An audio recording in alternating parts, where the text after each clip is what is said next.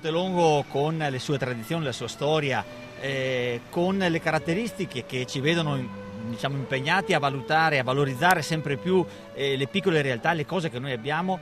rappresentano poi un'occasione come quella della festa della piccola grande Italia per farle diventare un momento annuale di valorizzazione che vada oltre anche il territorio del nostro piccolo comune. L'anno scorso abbiamo dichiarato il 21 maggio, nella terza edizione di questa manifestazione, Pontelongo paese dello zucchero, legando questo paese alla storia, alla tradizione di una grande impresa saccarifera che ha fatto di questa comunità un territorio importante dal punto di vista economico ma anche dal punto di vista agricolo.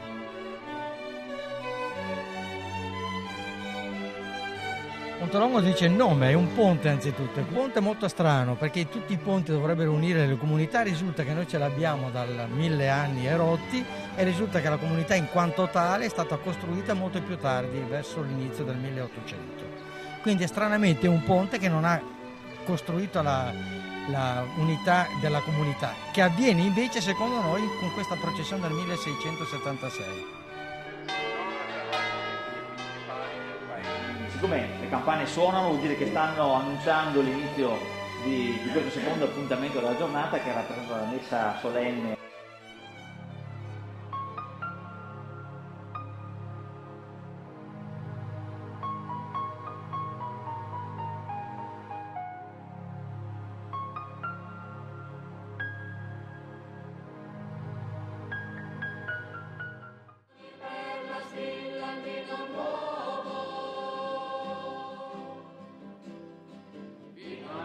Su ciò che emana,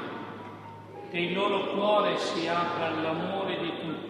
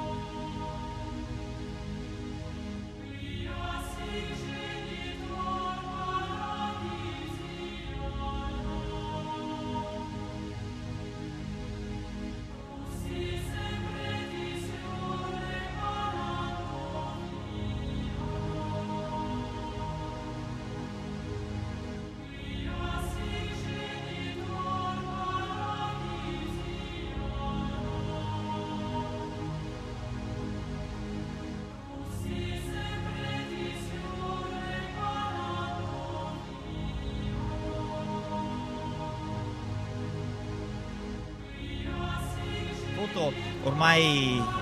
da 331 anni rappresenta un appuntamento fisso nella nostra comunità, della nostra comunità e per questo abbiamo voluto inserire in questo contesto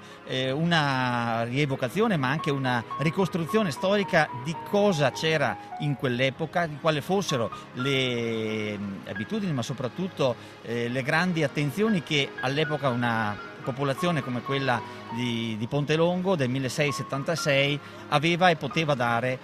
in cambio di una grazia che è stata ricevuta per diciamo, l'eliminazione della peste da questi territori.